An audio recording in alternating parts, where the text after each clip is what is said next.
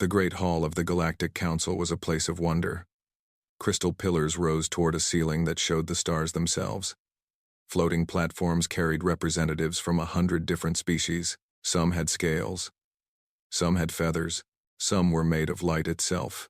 This was the center of galactic civilization, a place where the fate of trillions was decided. Director Amara Okonkwo stood alone on the small platform assigned to humanity. She was a tall woman with gray hair and tired eyes. Behind her, a blue marble hologram of Earth rotated slowly. 30 years. That was how long humanity had been part of the Council. 30 years of being treated like children. 30 years of being told to wait, to learn, to be patient. Today, patience had run out.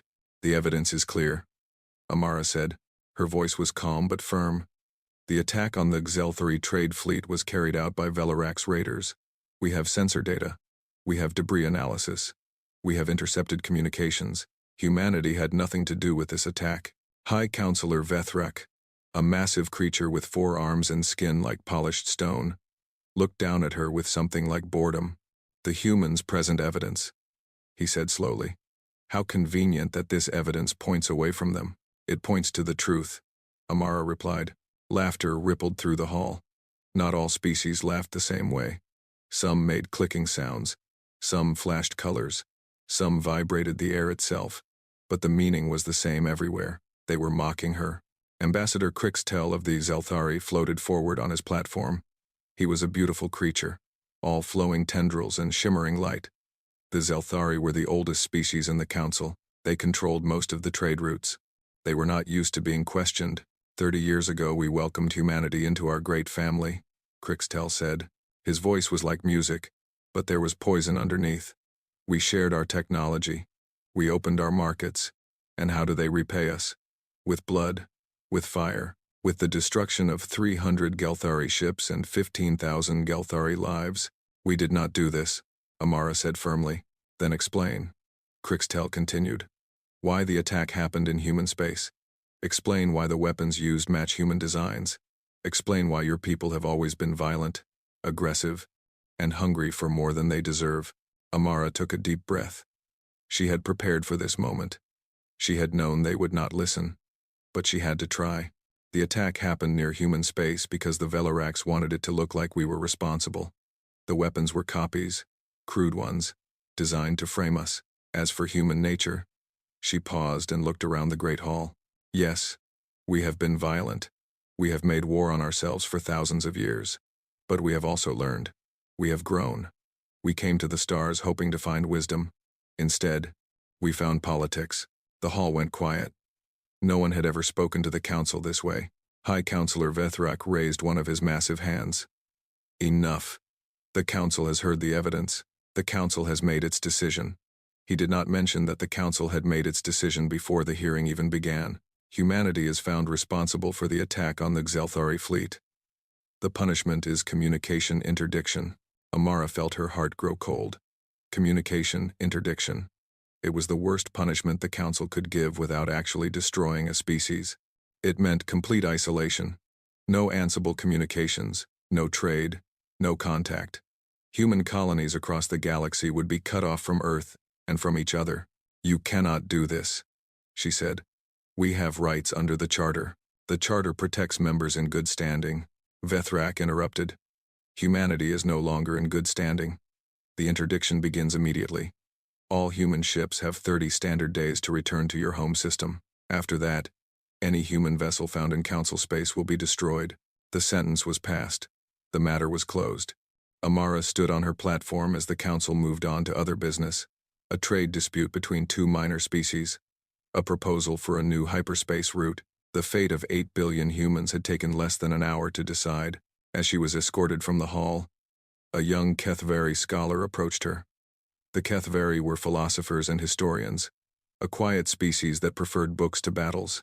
This one had large, curious eyes and moved with nervous energy.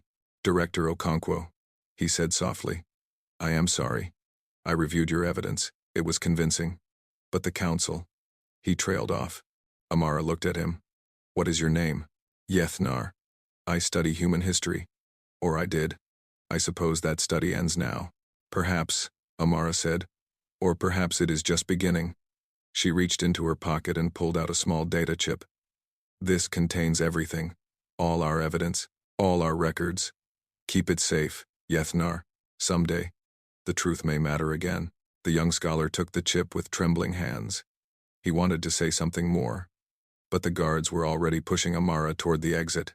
3 days later, she stood in the communication center on Earth, watching the last Ansible relay prepare to shut down. Around her, technicians worked in grim silence. On screens throughout the room, faces appeared: governors of human colonies, captains of human ships, families saying goodbye to loved ones they might never see again. The Minister of Defense, a scarred old soldier named James Chen, stood beside her. "What do we do now?" he asked. Amara thought about her grandfather, who had lived through the resource wars. She thought about her mother, who had helped build the first colony ships. She thought about her daughter, who was somewhere out there on a research station that would soon go dark. "We survive," she said. "We grow. And we remember." She stepped forward and opened a channel to the United Governing Assembly. Her face appeared on every screen on Earth. "Citizens of Earth and all human colonies," she began. "The Galactic Council has chosen to silence us. They believe that without their technology, without their trade, without their guidance, we will wither and die. They are wrong." She paused and looked directly into the camera. "They have made their choice. Now we make ours. We will not beg. We will not grovel. We will use this time to become something new, something stronger, something they never expected. And when we speak again, the galaxy will listen." The transmission ended. The Ansible relays went dark. Earth fell silent. The Galactic Council expected humanity to collapse within a generation. They expected desperate messages, pleas for forgiveness, offers of surrender. Instead, they got nothing. Just silence. Complete, unnerving silence. And in that silence, humanity began to change. 70 years passed. Empires rose and fell. Stars were born and died. And the Galactic Council forgot about humanity. It was easy to forget. The galaxy was vast, and humans had been such a small part of it. Their colonies were absorbed by neighboring species. Their trade routes were divided among the Zelthari merchant houses. Their seat in the Great Hall was given to another species, small, insect-like creatures who never caused trouble and always voted the way they were told. Counselor Yethnar was no longer young. His fur had turned gray, and his movements were slow. But his mind was still sharp, and his curiosity had never faded. For 70 years, he had kept the data chip that Director Okonkwo had given him. For 70 years, he had continued his study of humanity in secret. He was now the oldest member of the Kethvari delegation. This gave him certain privileges: access to old archives, permission to ask uncomfortable questions, the freedom to be called eccentric rather than dangerous. Today, he sat in his private study, surrounded by screens and ancient books. On one screen, a report from a scout ship flickered with strange readings. Energy signatures detected in Sector 7 Alpha. The report read, "Origin unknown. Pattern does not match any known technology. Recommend further investigation. Sector 7 Alpha." That was deep in the quarantine zone around Sol, the area where humans were supposed to be slowly dying. Yethnar pulled up more reports. There were dozens of them, spanning decades. Gravitational anomalies near Jupiter, unusual radiation patterns around Saturn, ships that appeared on sensors for a moment and then vanished completely. Every report had been classified. Every investigation had been quietly closed. Someone was hiding something. He requested a meeting with the current High Counselor, a Zelthari named Vrixtel, grandson of the ambassador who had condemned humanity all those years ago. The meeting was granted, though Yethnar had to wait 3 weeks for an appointment. The High Counselor's office was magnificent. Windows looked out on a garden of living light. Artwork from 1,000 worlds decorated the walls. Vrixtel himself floated behind a desk made of crystallized starlight. "Counselor Yethnar," Vrixtel said. His voice had the same musical quality as his grandfather's. "What brings the Kethvari's most devoted historian to my door?" Yethnar placed a datapad on the desk. "I have been reviewing the reports from the Sol quarantine zone. There are anomalies that require explanation." Vrixtel did not even glance at the pad. "Old sensor glitches, Equipment malfunctions. Nothing more. With respect, High Counselor, the patterns suggest otherwise. The energy readings are consistent. They have grown stronger over time. Someone is doing something in that system. The humans are dead, Yethnar. Vrixtel's voice grew cold. Or they soon will be. Without our technology, without our medicine, without our guidance, they could not have survived. It is mathematically impossible.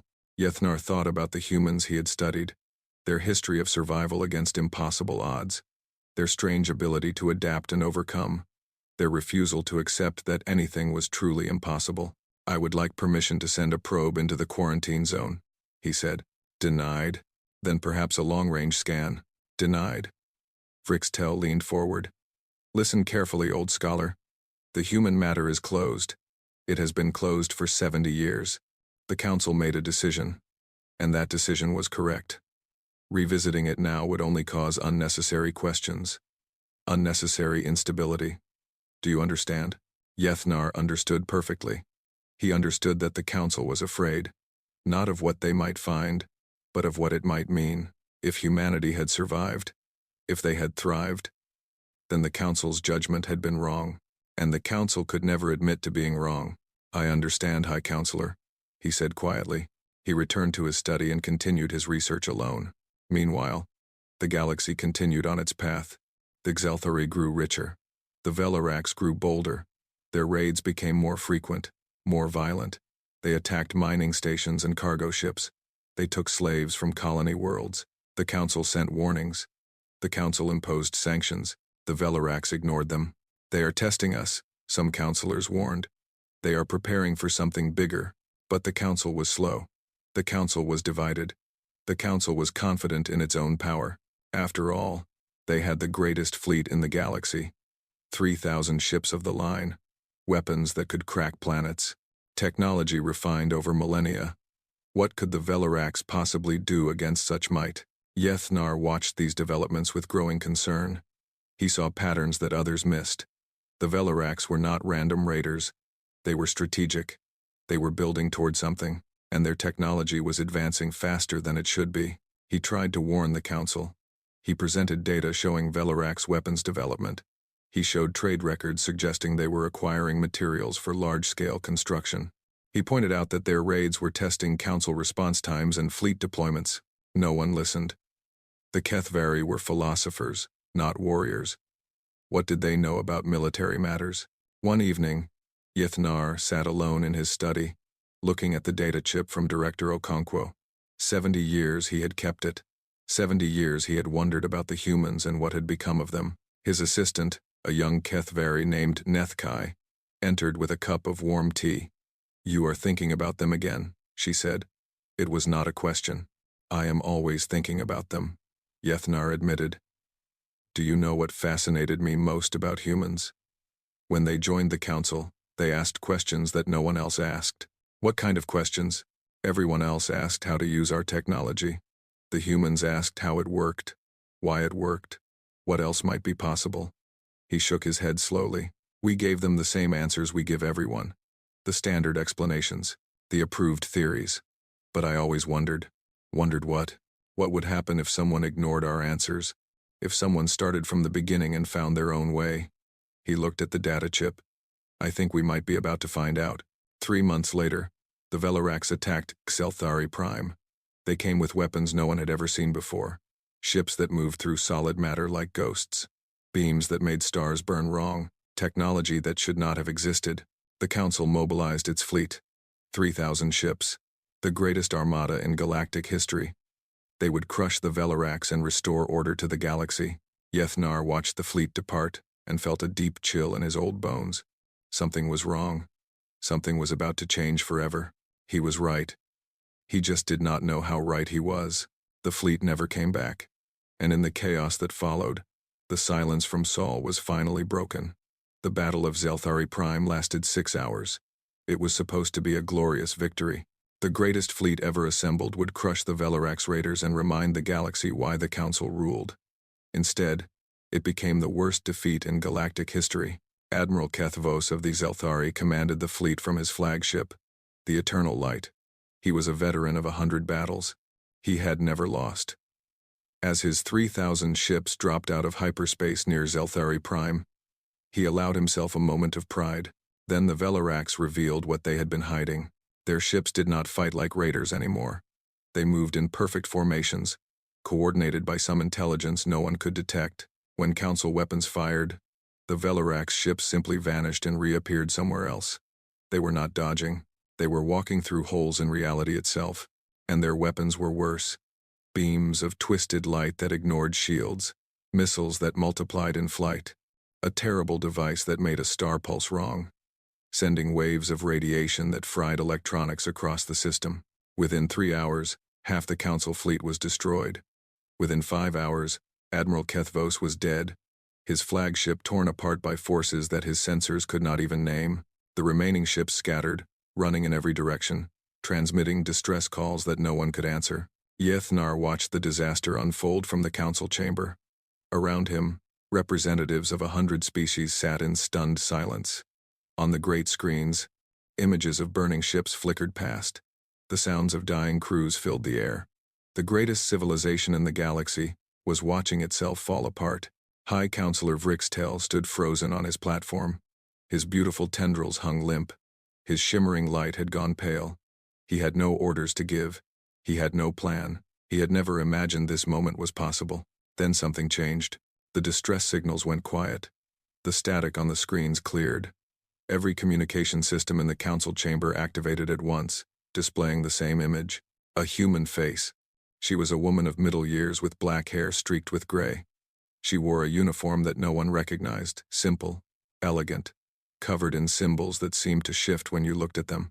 Her eyes were calm but sharp, like someone who had seen many battles and won them all. "This is Admiral Chen Wei Lin of the Earth Combined Forces," she said. Her voice was clear and strong. "We have received your distress signals. We are prepared to offer assistance. Do you accept?" For a long moment, no one spoke. The entire Council was paralyzed by shock. Humans. The humans were dead. They had to be dead. 70 years without technology, without trade, without help. No species could survive that. But there she was. And behind her, visible through a window, something impossible floated in space. A ship. But not like any ship the Council had ever seen. It was massive, larger than any dreadnought ever built. Its surface seemed to flow like liquid metal. Light bent around it in ways that hurt the eyes. Power radiated from it in waves that made the sensors go mad. Yethanar stepped forward. His old voice cracked as he spoke. "Admiral Chen, I am Counselor Yethnar of the Kethvari. I knew Director Okonkwo many years ago. She gave me something precious, a record of the truth." Admiral Chen's expression softened slightly. "Yethnar, yes, Director Okonkwo spoke of you before she died. She said you were one of the few who listened. We accept your assistance," Yethnar said quickly, before anyone could stop him. "Please, help us." High Counselor Vrixtel finally found his voice. "You cannot speak for the Council. This is impossible. The humans are savages. They were nothing when we expelled them. How could they possibly, High Counselor?" Admiral Chen's voice cut through his protest like a blade. "Your fleet is dying. The Velarax are preparing for another strike. You can argue about politics later. Right now, you have a simple choice. Accept our help, or watch everything you have built burn. Decide." The silence stretched for an eternal moment. Then, slowly, Vrixtel nodded. He had no other choice. Admiral Chen smiled. It was not a warm smile. "Very well. All Council vessels, hold position and do not interfere. We will handle this." What happened next would be studied for centuries.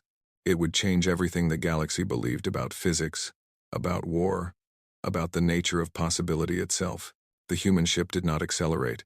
It did not engage engines. It simply folded space around itself and appeared in the middle of the Velarax fleet. Then more ships appeared. Dozens of them. Then hundreds. They emerged from nowhere. From everywhere. From folds in reality that should not have existed. They were beautiful in a terrible way. All flowing curves and impossible angles. Some were small and fast. Some were vast beyond imagining. They moved together like dancers, like predators, like a single creature with 1,000 bodies. The Velarax turned to face this new threat. They fired their reality-bending weapons. They deployed their ghost ships. They activated their star-killing device. It did not matter. The human weapons did not dodge or block. They simply operated on different principles. Where the Velarax twisted space, the humans untwisted it. Where the Velarax made stars burn wrong, the humans healed them. Where the Velarax ships phased through matter, the humans reached across dimensions and pulled them back. And then the humans attacked. Their weapons made no sound. They produced no visible beam or missile. Ships simply came apart, dissolving into their component atoms. Others were frozen in time, trapped in bubbles of stopped reality. Others were simply gone. Transported somewhere far away, the Velarax crews would be found alive, confused but unharmed, on an empty moon 3 systems away. 47 minutes. That was how long the battle lasted. 47 minutes to destroy a fleet that had just shattered the greatest armada in galactic history. And the humans did not lose a single ship. When it was over, Admiral Chen's face appeared on the screens again. The Velarax military command has been captured. Their fleet is neutralized. Emergency medical ships are en route to assist Council survivors. We will remain in the area until the situation is stable. She paused and looked directly at the Council chamber, as if she could see through the screens into the eyes of every representative. Now, she said, I think it is time we had a conversation. Yethnar looked around the chamber at the frightened faces, the trembling bodies, the shattered pride of 100 species. For 70 years, they had believed humanity was dying in the dark. For 70 years, they had congratulated themselves on their wisdom and their power. They had been wrong, and somewhere, he knew, Director Amaro Conquo was smiling. The days after the battle were filled with chaos. Rescue ships moved through fields of debris, searching for survivors. Medical stations overflowed with the wounded. Communications channels were jammed with desperate messages from across the galaxy. Families searching for loved ones, governments demanding information, news services trying to understand what had happened.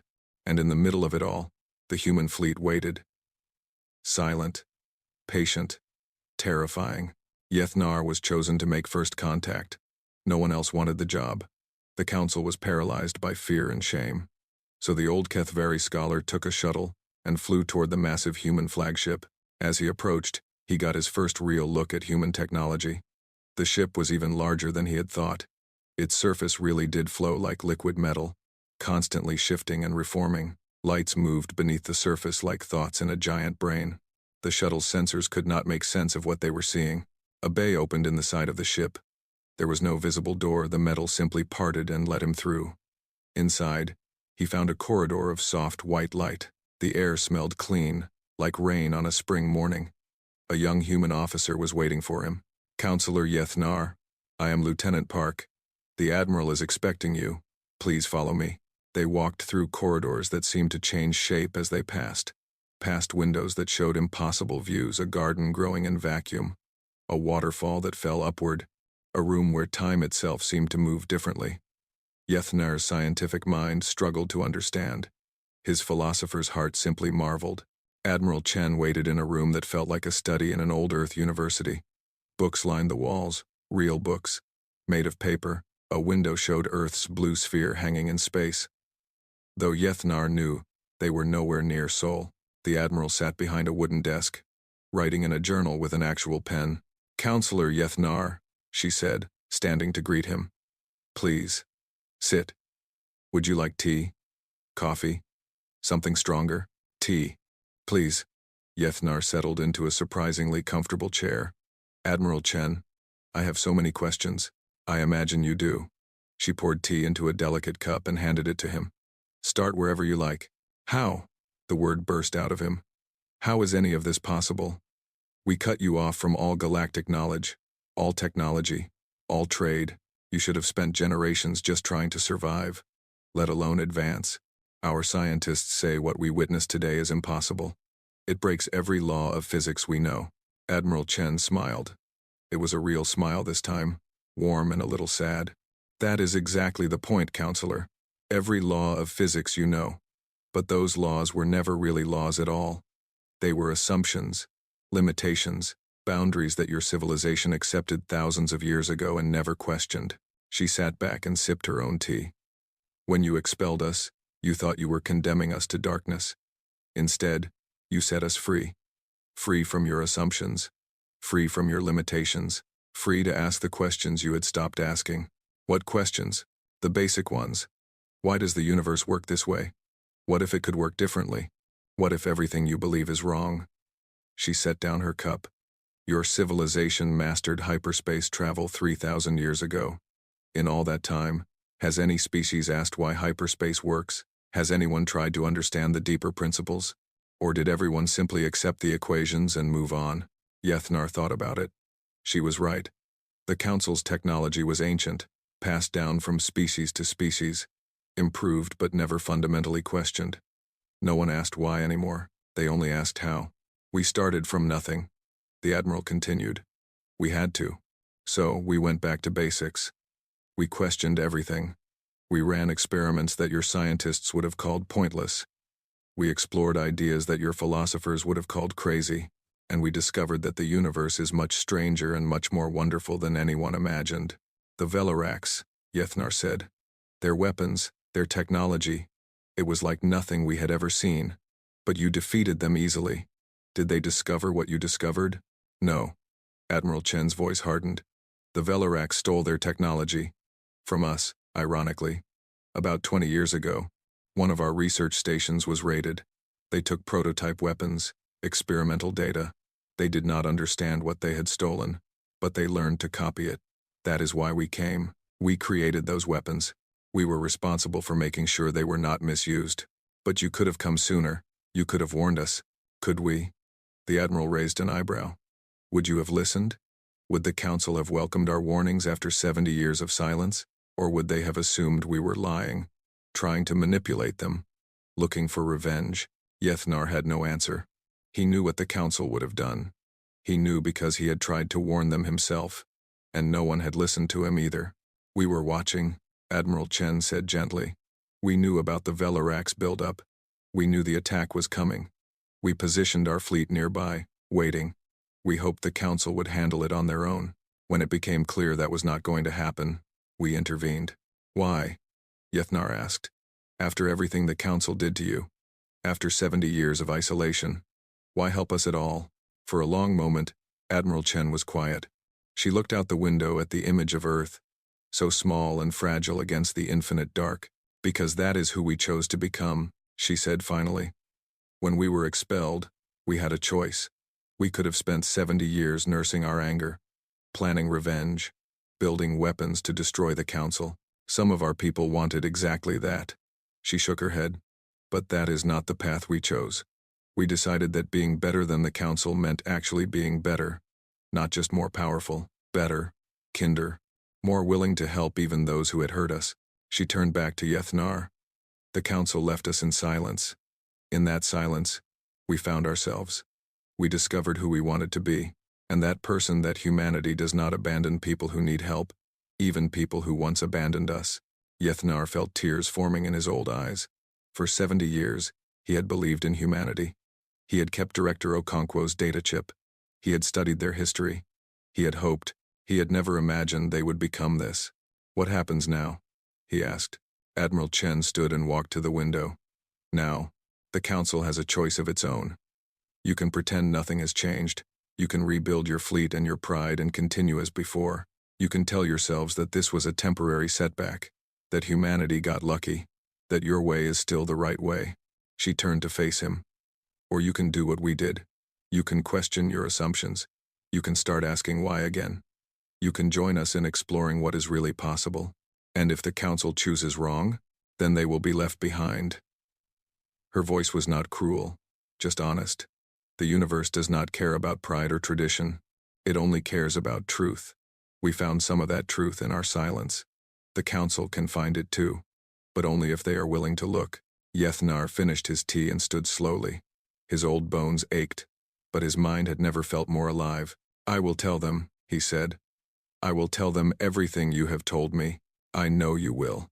Admiral Chen walked him to the door. Yethnar, Director Okonkwo was right about you. Thank you for keeping the faith all these years. As his shuttle carried him back to the Council chamber, Yethnar looked at the human fleet one last time. Impossible ships, impossible technology, impossible kindness. Perhaps nothing was truly impossible. Perhaps it never had been. The council just needed to learn that lesson. And he would spend whatever years he had left teaching them. 3 months after the Battle of Zelthari Prime, the Galactic Council held the most important session in its history. Representatives from every member species filled the Great Hall. Floating platforms crowded the air. The crystal pillars had been polished until they gleamed.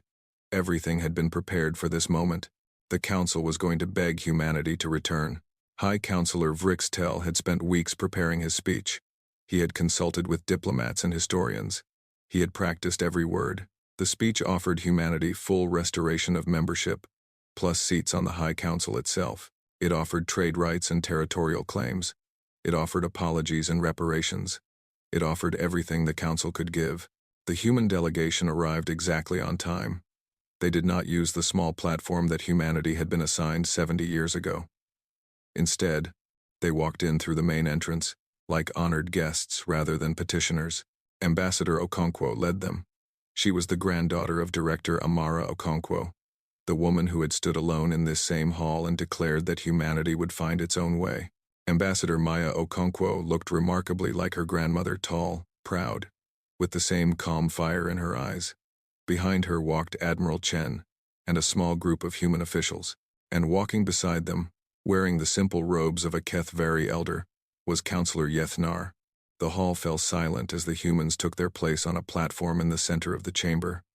Vrixtel began his prepared speech. On behalf of the Galactic Council, I welcome humanity back to this hall. 70 years ago, a terrible mistake was made. Evidence was ignored. Justice was denied. An innocent species was condemned to isolation. Today, we seek to correct that mistake. Today, we offer humanity not just restoration, but elevation. We offer High Counselor. Ambassador Okonkwo's voice was polite but firm. Please, we have read your proposal. We have discussed it at length. There is no need to deliver the entire speech. We have already made our decision. Vrixtel stopped, confused. You have? Then you accept our offer? No. The single word echoed through the hall.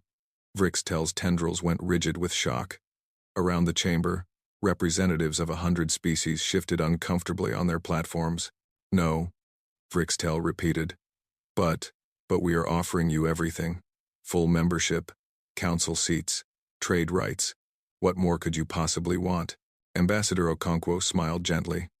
It was a smile full of understanding, but also full of something else. Something like pity. High Counselor, you still do not understand. You are offering us a return to what we were. A small, junior member of your council. A species that must follow your rules and accept your assumptions and fit into your systems. She shook her head slowly. We have grown beyond that. She stepped forward, and the entire hall seemed to lean in to hear her words. 70 years ago, you left us in silence. You meant it as a punishment. You believed that without your guidance, we would wither and die.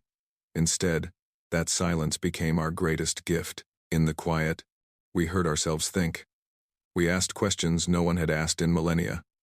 We discovered truths that your ancient assumptions had hidden.